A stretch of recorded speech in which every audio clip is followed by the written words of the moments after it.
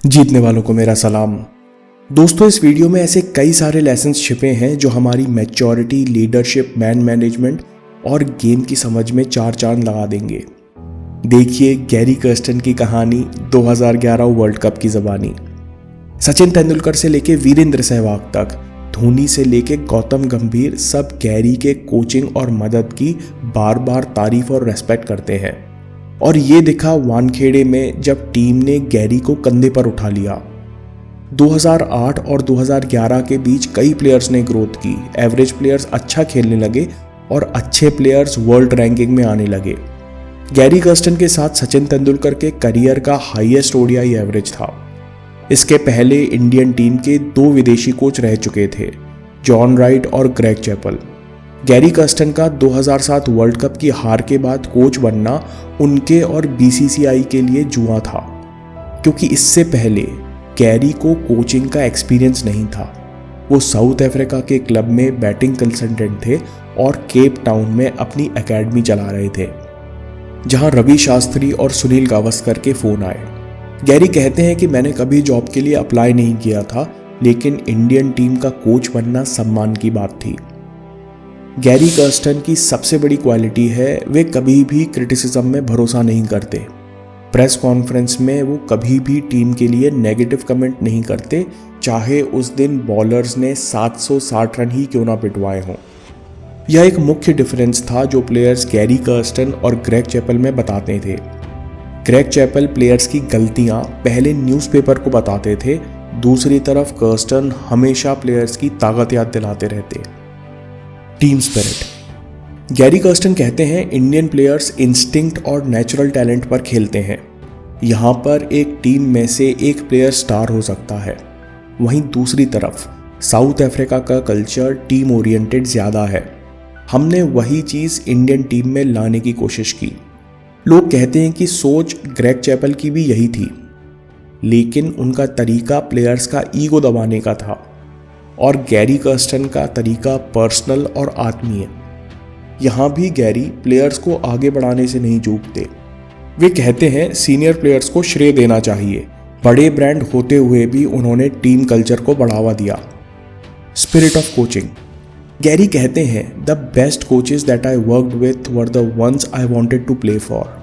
मैं अपने कोचेस के लिए खेलना चाहता था, उन्हें सच में मेरी चिंता थी और उन्हें मेरी परफॉर्मेंस से फ़र्क पड़ता था। मैंने डंकन फ्लेचर, एरिक साइमंस और बॉब वुलमर से कोचिंग के बारे में सीखा। इनकी स्टाइल थी पहले प्लेयर की ग्रोथ, परफॉर्मेंस तो ग्रोथ होने पर अपने आप ही आ जाएगी। गैरी कर्स्टन कहते हैं कि प्लेयर के तौर पर मेरे दिमाग में हमेशा चलता रहता था कि लोग क्या कहेंगे।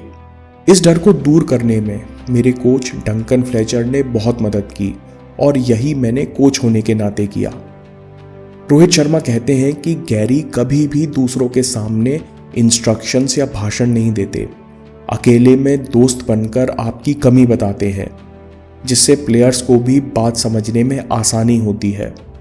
दोस्तों, एक काम की बात है, ये आप समझ लीजिए कि अच्छे कोच या लीडर का थॉट प्रोसेस क्या होता है, ये आप सीख लीजिए जो आप इस्तेमाल कर सकें, लेकिन अभी उसे अपने लीडर या कोच से कंपेयर मत कीजिए, नहीं तो आपके और कोच के बीच में कभी अच्छे रिलेशंस नहीं बन पाएंगे।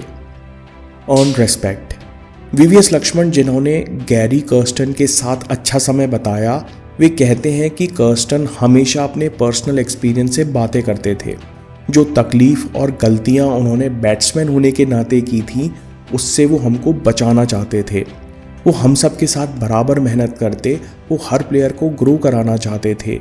ये एक बहुत बड़ा कारण था, हम सब उनकी रेस्पेक्ट करते थे। दोस्तों, ये एक बड़ा लेसन है, हम कभी भी पोजीशन और पावर से असली रेस्पेक्ट नहीं पा सकते। जब लोग आपका काम और नेक इरादे देखते हैं तो आपको अपने आप रेस्पेक्ट करते हैं। कोचिंग 101।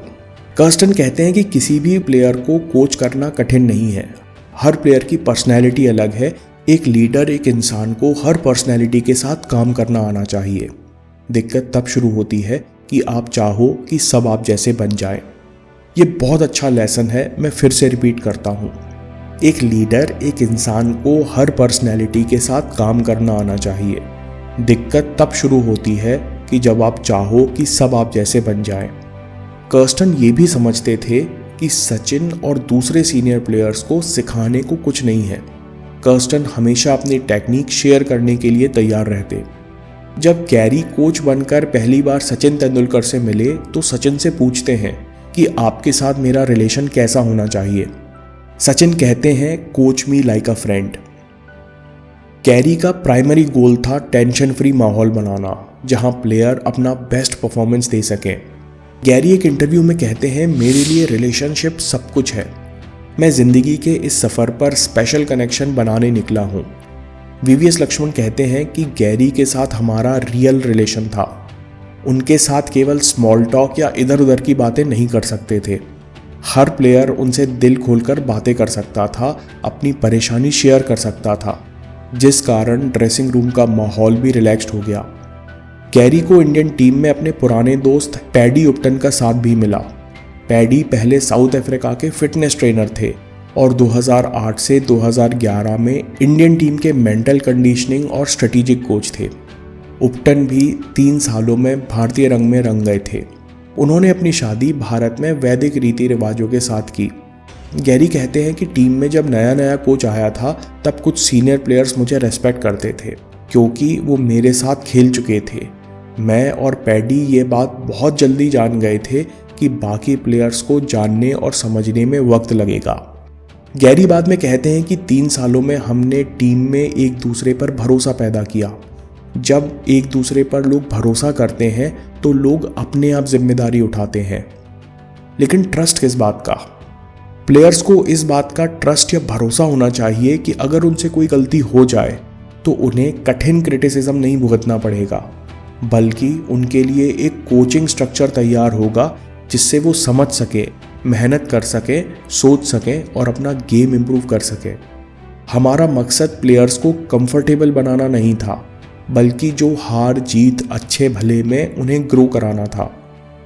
मतलब दोस्तों, जब आप टीम में रियल रिलेशन बनाते हो तो ट्रस्ट पैदा होता है।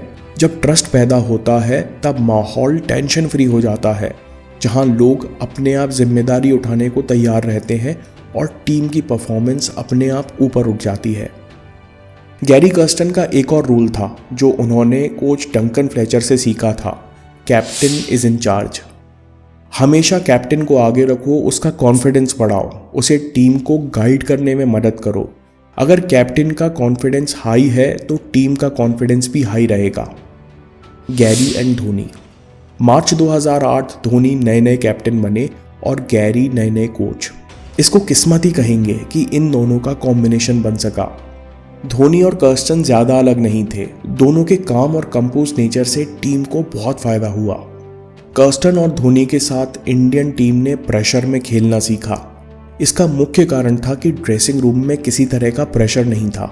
प्लेयर्स जानते थे कि कोच और कैप्टन का सपोर्ट उन्हें हमेशा रहेगा। जब टीम मैच हारती तो गैरी प्रेस मीटिंग में जाते और जीतने पर पर्दे के पीछे हो जाते, सबकी पीठ थपथपाते और सेलिब्रेट करते। कर्स्टन और कोहली। गैरी कर्स्टन अभी इंडियन टीम के लिए कहते हैं कि हर किसी की पर्सनैलिटी अलग है। विराट की कप्तानी में टीम और कॉम्पिटिटिव हो गई है। कंपटीशन और एग्रेशन में अंतर है। अब टीम इंडिया किसी भी टीम से लोहा लेने के लिए तैयार रहती है, जो कि बहुत बढ़िया निशानी है। लेकिन जिसे लोग विराट का एग्रेशन समझते हैं वो असल में कंपटीशन है, फील्ड पर पैशन और इंटेंसिटी के साथ खेलना। और सबसे आखिर में कॉन्फिडेंस बनता है एक्सपीरियंस से। गैरी कर्स्टन कहते हैं कि क्वार्टर फाइनल में ऑस्ट्रेलिया को हराकर इंडियन टीम को पूरा विश्वास हो गया था कि टीम वर्ल्ड कप जीत जाएगी। हमने वर्ल्ड कप जीतने वाली भाषा 1 साल पहले बोलना शुरू कर दी थी। हमको लगता था कि हम किसी भी परिस्थिति में खेल जाएंगे और ये कॉन्फिडेंस सालों की परफॉर्मेंस पर बेस्ड था। जब हरभजन ने सेंचुरी मारकर मैच ड्रॉ कराया, जब ईशांत शर्मा और वीवीएस लक्ष्मण ने टेस्ट मैच बचाया, जब गौतम गंभीर साउथ अफ्रीका की कठिन पिच पर पूरे दिन टिके रहे, हम जानते थे कि टीम कठिन गेम्स जीतना सीख गई थी। बाकी टीम को मोटिवेट करने में, वर्ल्ड कप फाइनल में वो एक्स फैक्टर देने में माइक हॉर्न का हाथ था, जिनकी कहानी हम अगले वीडियो में देखेंगे।